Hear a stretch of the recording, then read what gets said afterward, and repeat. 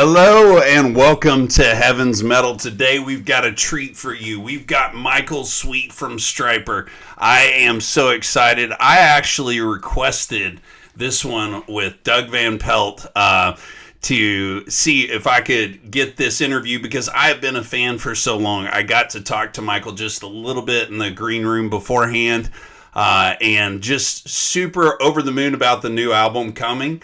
And without any further ado, let's let Michael tell you himself what's going on. Michael, how are you doing, sir?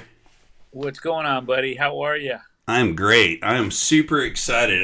As I said, beforehand, I've been a fan since 1986, and Stryper's been there for me in the good, the bad, and the ugly. So I'm really excited to be here with you, sir.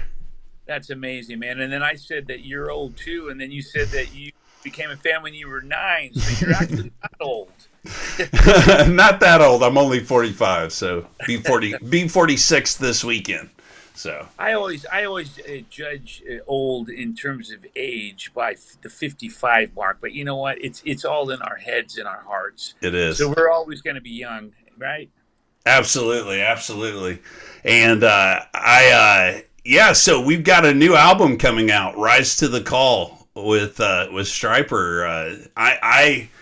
Now you'll notice I chopped up your songs a little bit there because I wanted to I wanted to point out the not just the Rise to the Call song, but the See No Evil, Hear No Evil song, because that solo on that song is so awesome. It's so different from like Stryper's usual solo. So I was super excited about that. So I had to clip that one out there so I could ask you about that. Yeah, we tried to do some different things on this album, but at the same time, you don't want to go so different that you alienate your fan base, and you want people to obviously know who it is and recognize those signature sounds, whatever it is that you have. I think with Stryper, the thing that doesn't necessarily get forgotten, but certainly gets overlooked sometimes is the signature sound of the drums. Yeah. You know, uh, you kind of know who it is once you hear him playing. Robert, of course. Right. And then there's the signature sound of the high notes and the guitar tone. Oh yeah. Once you hear that tone, you know it's Stryper. So there's certain And things the two guitars soloing. People forget Stryper is not like there's basically two lead guitar players in Stryper. So yep, it's I talk about this pretty much in every interview, and I guess it's something I'm on a bit of a mission to educate people. I don't know how or why anyone would think that we're one guitar band, and it's really interesting because a lot of people do. They come up to me after shows still to this day mhm. and say, "We never knew you played guitar." Or And they expected you to play rhythm. Yeah. or they expected me to play rhythm, but most Yeah. of the time, believe it or not, it's that they never knew I played guitar. And I look at them with this baffled look on my face and I say, "So have you not seen any of the video?" Or any of the other bands. I mean, Yeah. it's a strange thing. And the only thing I can understand is Oz is listed as guitar usually or lead guitar, and I'm Mm-hmm. not Mm-hmm. often. And maybe that's what it is. I have no idea. But we've always been a two guitar band. Mm-hmm. Um, I'm a guitar player first before I am a singer. And I started playing when I was 5 years old. We were actually a trio. We Yeah. were a three piece for a while before Oz joined the band. And a lot of people just don't know. They don't know the history, I guess, and they don't know the facts. And I'm a guitarist first, really. Mm-hmm. Yeah. Well, speaking of guitars, I have a very Michael Sweet type guitar. I just have to show you. This is actually my first guitar ever, and it was going under the knife last night, but we did not do it because Wow! I wanted to bring it and show you today. But this Look at is, yeah, it's a Fender Squire Series Korean, but it's a great little guitar, great body and everything. And I went and had the guy from Lincoln Guitars do the paint job. And as you can tell, it's a little bit Stryper and a little bit, EVH, which Yeah, I I know was you just going to love. say that. I was going to say that it looks like a Frankenstein version of Stryper meets Eddie Van. Exactly. And it really was inspired. I did this after I read the book, which I also didn't realize your book was written with Doug Van Pelt as one of the writers. So, It was. It started with Doug. mhm. Doug started writing it and interviewing me, and he and I working on it together. And then we wound up bringing in Dave Rose. Mhm. So Doug certainly played a big part in that, in the writing of the book.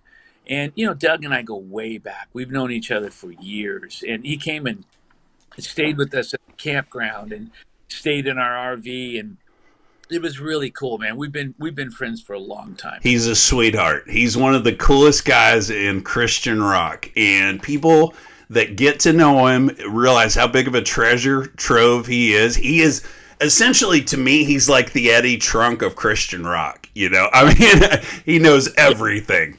He So. really does. He's a very smart guy and a very musical guy.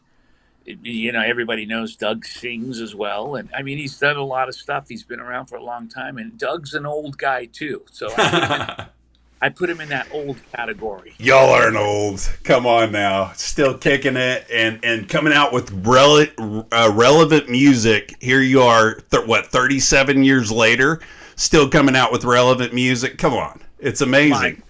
Mind blowing. Yeah. And If you include our formation in '83, this is 2022. So we're knocking on our 40-year anniversary, and that's just mind blowing. yeah, it's incredible. I remember walking in to the Bible bookstore in Odessa, Texas, and it was the most Bible Baptist bookstore you've ever seen. And I walked in and I saw To Hell with the Devil. That was my first album that I got a hold of, and I saw To Hell with the Devil, and I came unglued. I thought that was so crazy that somebody had this in the Bible bookstore.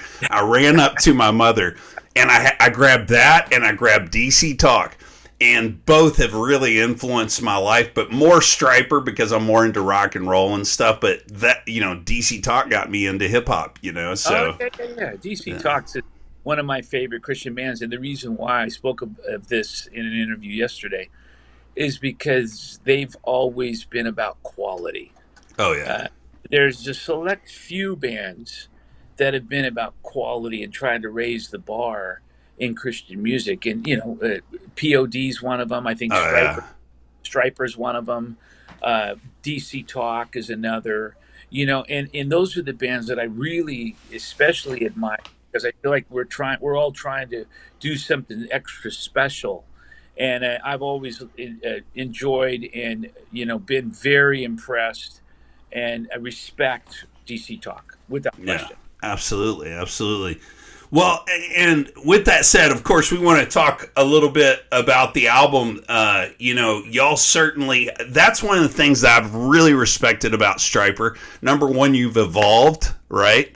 Over time, you haven't went away from who Stryper is in the music. You still can tell it's Stryper, but you've just grown into something else. And then with the adding of Perry Richardson, it was like so cohesive, and the fan base just embraced him, and I just, with this Rise to the Call, what is this in that journey of excellence that Stryper has been on building and making incredible records for so long? Well, the thing about Rise to the Call that makes it special and unique is it was made and created during a very difficult time.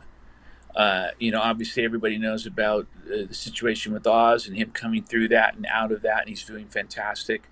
But it was the first album made after that, and then I was right in the heart of my eye issues, Mm. and that's why I'm wearing these sunglasses at the moment. I wear them quite often lately. I've had a lot of eye issues, and I've had 3 surgeries, and during the making of that album, I was in between 2 surgeries, and I went in with an eye patch on and held my head down while I was making the album and being very Mm. careful. It was very weird to Mm-hmm. have an album like that, and I was concerned, like, how is this going to turn out? Is it going to be good? Is it going to be bad? Is it going to be great? Is it going to be mediocre? And I really think I'm blown away when I listen to it because I think it's our best album. And people laugh when I say that because I say that out I loud. quit laughing because I've seen it happen before. Every time you come up with something new, it certainly has its own thing, and it seems like you're always striving for the best record you've ever made. No doubt, always. And whether we accomplish that or not, we're sure trying. We're Mm-hmm. giving our all. But I'm going to tell you, I think with this album, when people hear the entire album, I I'm pretty certain all people are going to say you are right. This is your best album because it just has something very special about it.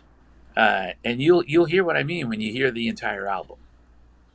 Well, I'll definitely be adding it to my my collection here of albums. As you can see right over here, there's one peeking out, one of yours peeking out, and I've That's got all.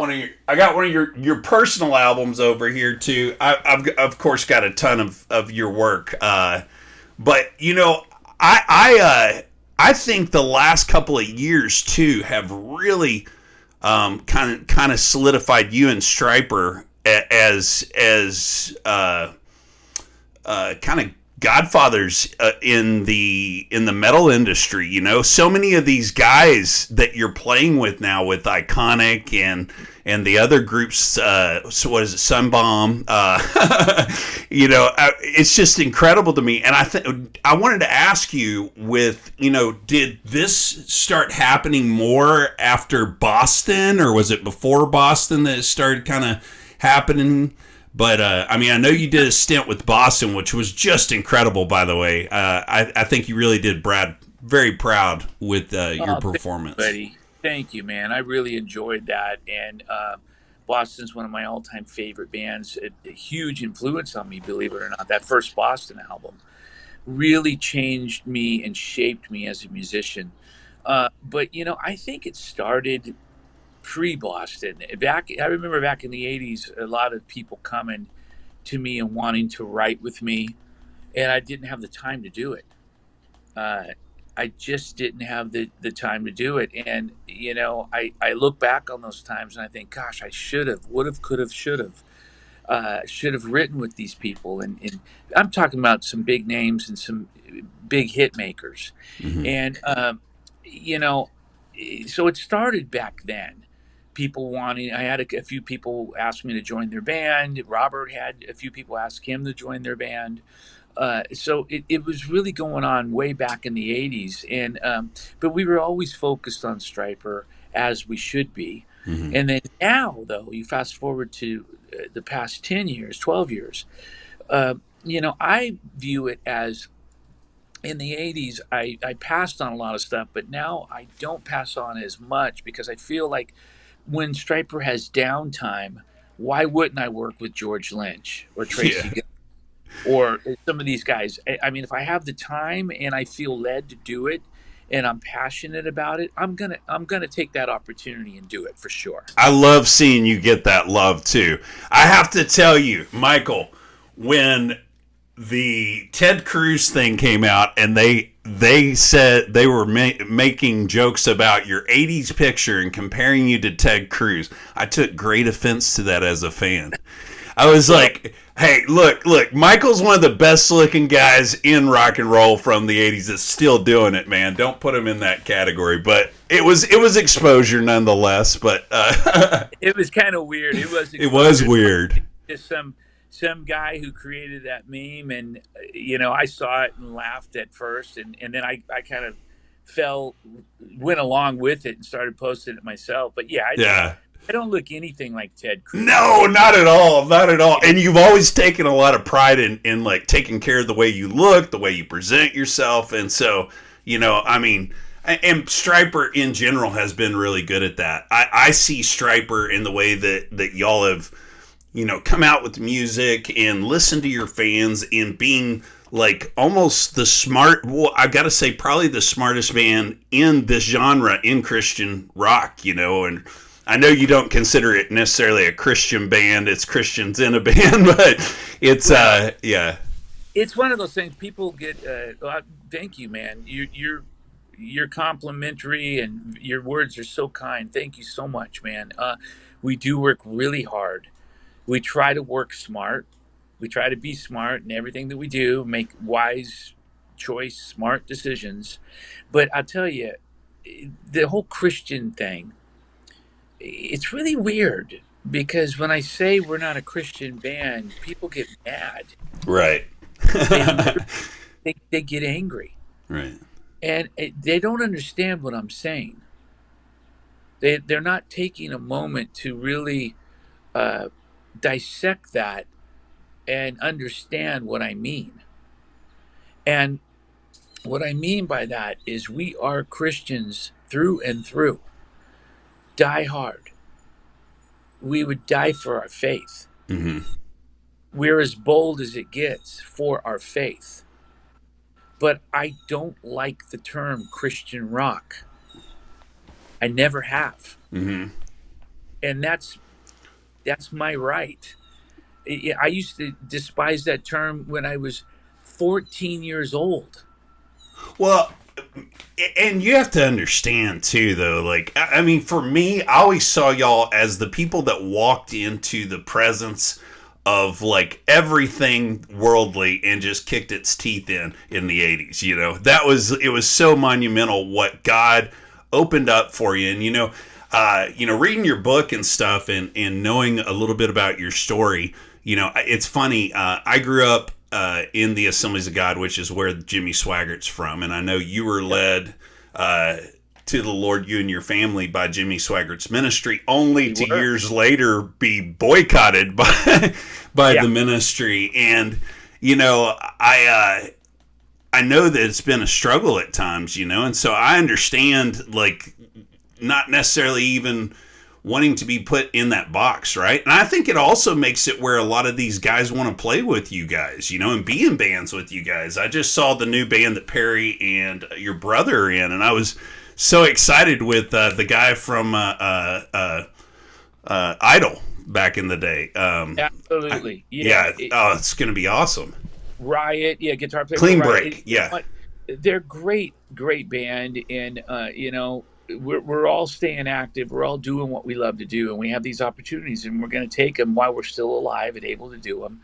But just to touch a little bit more on the Christian thing, I just feel the way I view it is you don't go to Christian markets. You don't go to a Christian car dealer.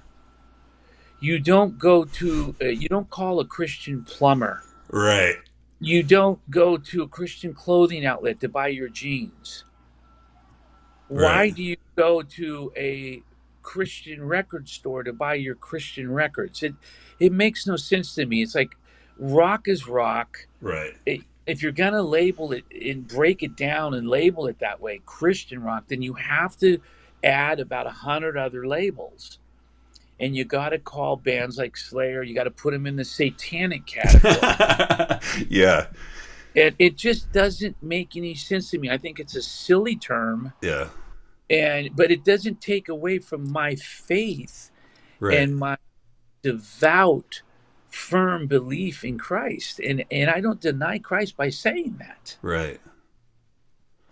That's awesome, man. And do you think that having that attitude has really opened you up to be able to talk to people more in that world, as far as them not looking at you so much as, hey, this guy's trying to preach at me all the time kind of thing?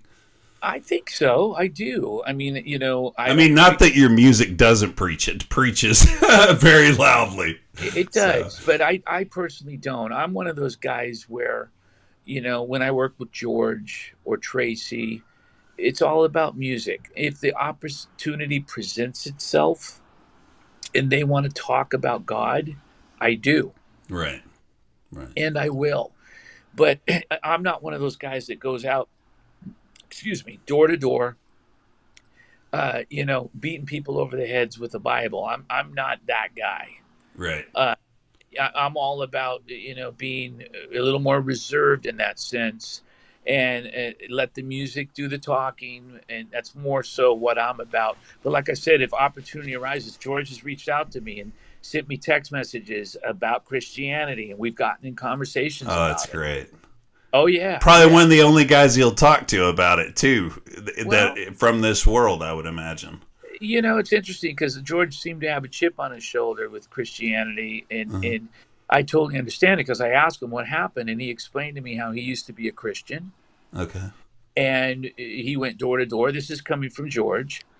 He went door to door, and he kind of got burned by the church, and he saw a lot of things that really turned him off, Oh. and he's no longer a Christian. So God bless him because I get it. I've seen that kind of bull crap myself, Mm-hmm. and I feel for the guy. But at the same time, I'm here in his life for a purpose, and maybe God somehow speaks through me to him. I don't know, Yeah. but even if that hasn't happened yet, I'm in a band with him, Right. and In a I phenomenal band. I love Sweet Lynch. So good, man. well, man, I tell you, we love working together, and we got a third album. I just turned in vocals for that's going to be Mm. coming out next year. Really different, really cool, and I get to write these lyrics that are positive and still, what I believe, and Right. I sing them with passion. And George is with me making videos, and so maybe seeds are being planted. Who knows? But regardless, yeah, I respect George and I love George, Yeah. and I'm honored to be making music with him. The greatest thing about to me, like being a believer, and being somebody that is imperfect. I spent 7.5 years as a raging alcoholic after Bible college. I went to Bible college and then got out, got burnt out, got hurt, and Yeah, just the thing that God has laid on my heart is just love people. yeah, exactly, You want to show somebody Jesus, love them. Just love exactly. them. Yep. And I see that in the way that you guys are with your music and the way you interact with other people. The way I actually just met Kenny Arnoff. He's part of a men's group I'm in out of California. And, just seeing how he reacted when I told him about you, that I was interviewing you, and he loves you. Those guys love you, and I think it's probably the same reason that my friends love me, and it's because, man, I love unconditionally as much as I can. I try to show people the love of God, but let it flow through me. Absolutely, So man, and that's really what it's about. At the end of the day, the music is great and all that, but the people that you are having an effect on by your life, by your words, by your actions. That's what matters at the end of the day. And when you tell me a story about Kenny Arnoff, I love him dearly too. mhm. Hopefully, I've rubbed off on him a little bit. Mhm. I know he's rubbed off on me. I love his spirit, man. Well, He's yeah, got such a that's why you're wearing the shades, right? yeah. He's so dude. uh, Kitty is such a cool, unique cat, man, and what a drummer. And we've used him. I've used him a few times on a few solo albums, and then he actually played on a Stryper album as well. So oh, what a really? great, yeah, he did. Kenny played on an album called Murder by Pride. Really? That's one of my favorites. That's Yeah, he awesome. played on that album, and the reason why is because Rob wasn't ready to play on it. He wasn't in a Hmm. position to do it, and we were on a tight schedule. We had to get it done, and Rob just wasn't ready to get it done. So we called on Kenny Arnoff, and he came and played on that album. Yeah. He's a very nice guy. We have a lot of good mutual friends in this men's group I'm in. It's actually called Metal International, but it has nothing to really do with music. But it has a lot of artists and creatives and stuff like that, entrepreneurs in it. And so Kenny's Wow. in that with us. And I met him, and everybody kept telling me, "You got to meet Kenny Arnoff." And for some reason, I'd seen him in the "I'm Not Your Suicide" video, and I just didn't put two and two together that this was your guy that you use on a lot of your records. And we got to talking. He's like, "Yeah, I know Michael," and I was just super excited to meet him in the first place. And I was glad. I always like meeting people people say don't meet your heroes, and I don't think that's always true, but sometimes it is. It is unfortunately sometimes Yeah. true, but I think most of the time it's not true. And Yeah. and a lot of times those guys, those heroes that you meet, and it doesn't work out so well, it's because of something else. Oh yeah.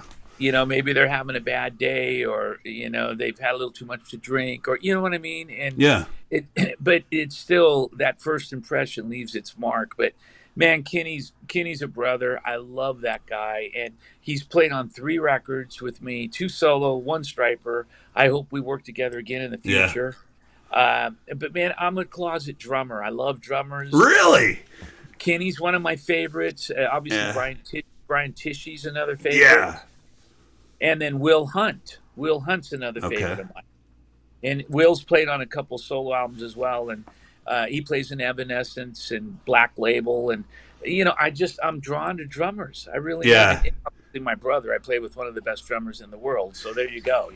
My best friend, who, by the way, I got to tell you, my best friend is a guy named Bo Hodges, who is pretty big out in Las Vegas, and his daughters went to school with your brother's kids.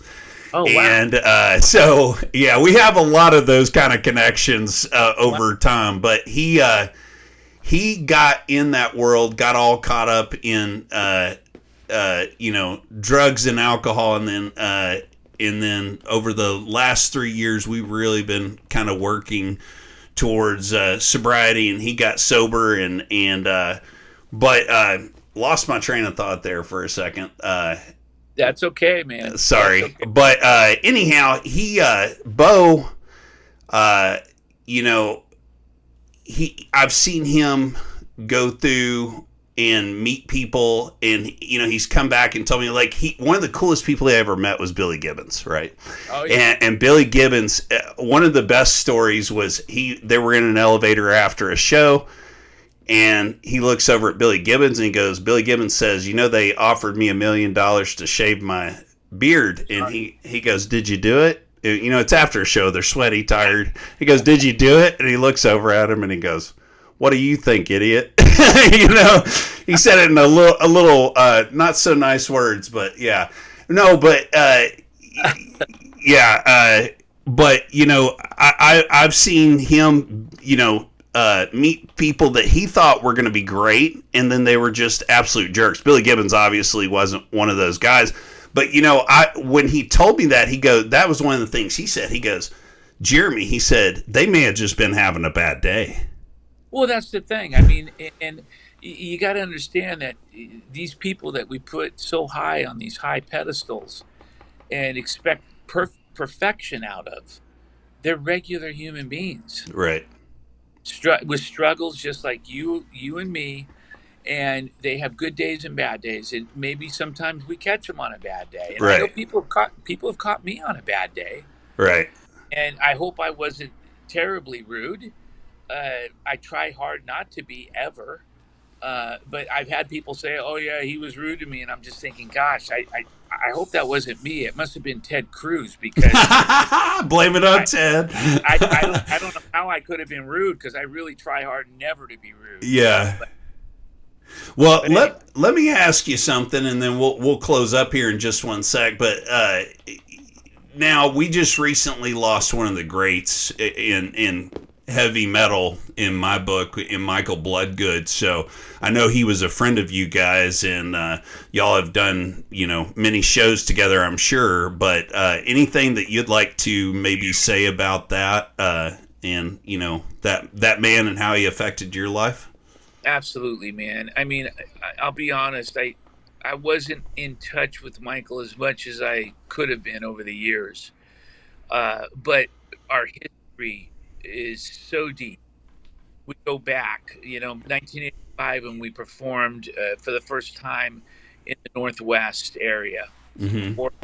Oregon and Washington. We performed with Bloodgood, and that's the first time I met. And I'm impressed with all of the guys, but especially Les and Michael. Mm-hmm. And became friends with them. I did a few other events and shows with them over the years. Have crossed paths with them many times over the years. Stayed in touch more so with Les. I'm still in touch with Les. Marco Polo back in Oh, I do that with 20 of my buddies from college still. It's awesome. Yeah. Les has a really similar sense of humor to me, and we clown around a lot. But anyway, Michael, what an amazing human being! Always so humble and respectful, and so knowledgeable.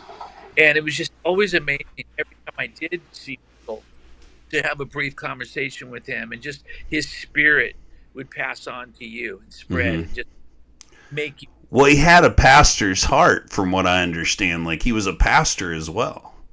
Absolutely, he was, and he really did. And his passing showed me again that our time here on Earth is not a promise. Right. It's very short. It comes and goes. Right. We will all see that day, and that day may be tomorrow. Right. And we just don't know what tomorrow brings. So it's very important for us to really use our time wisely here on Earth to try to help people and try to do good things so we can leave that as our legacy. It's very important. Right. Absolutely.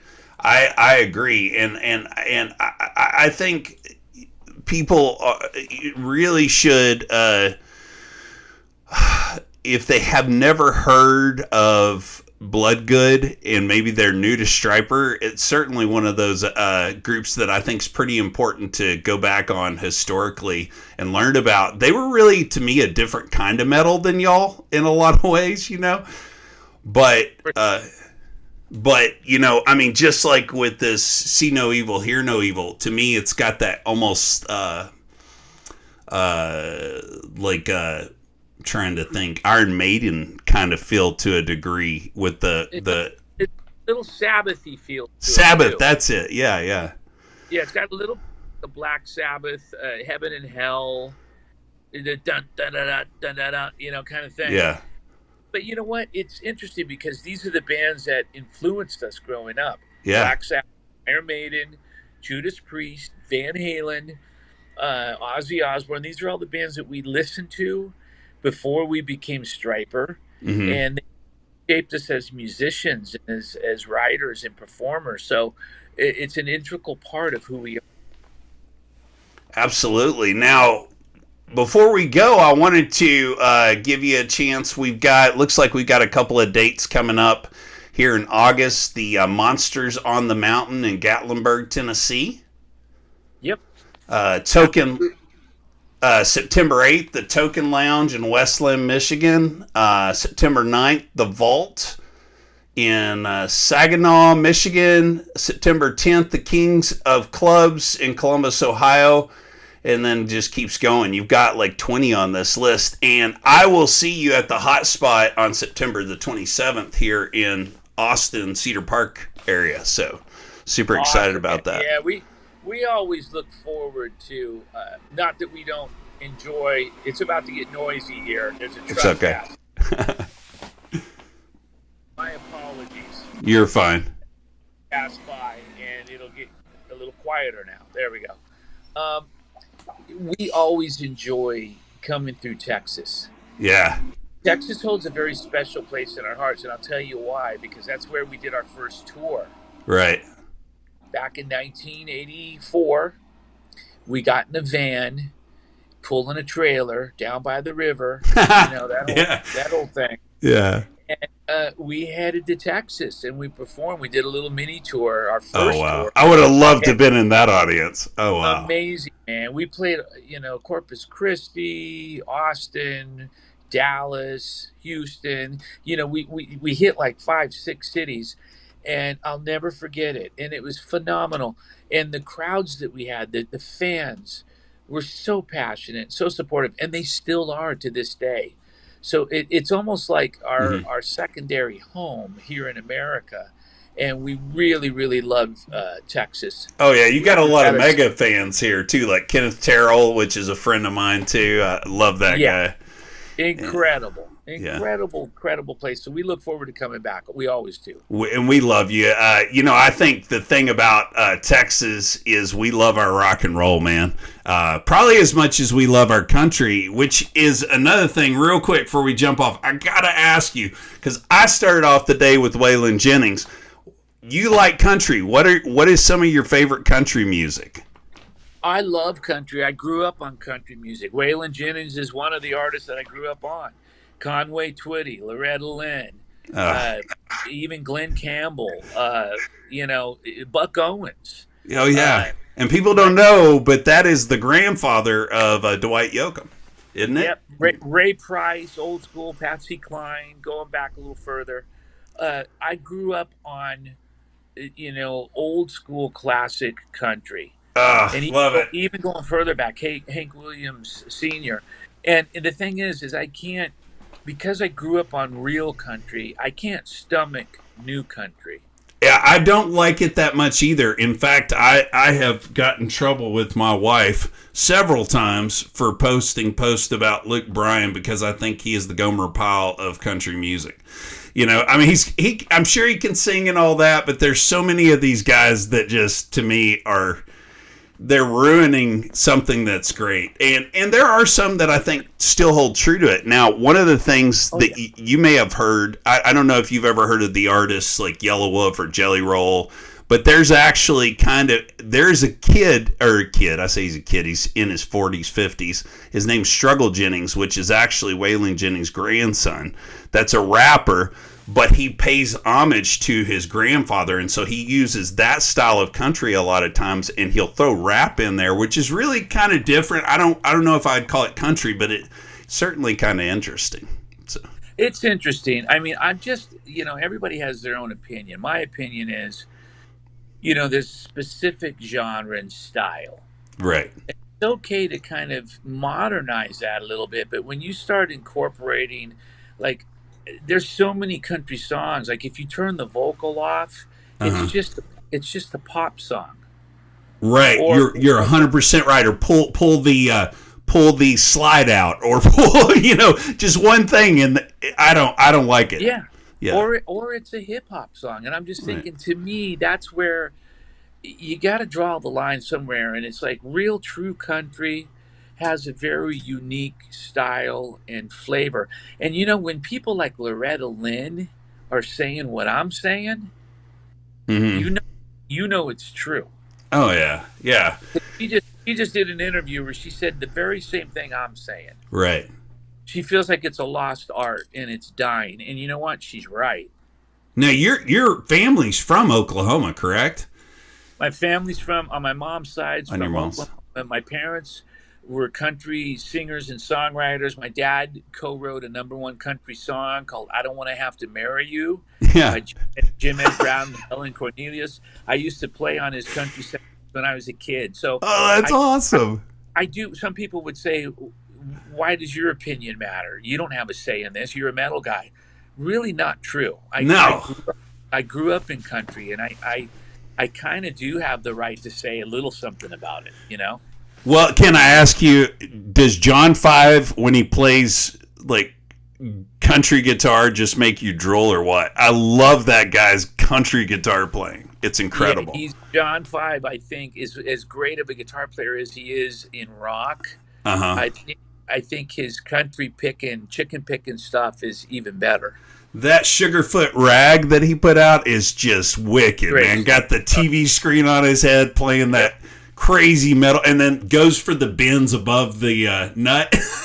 Oh yeah. He's crazy. He's crazy. But And I think he's a big Buck Owens fan too. yeah. I'm pretty sure. Absolutely.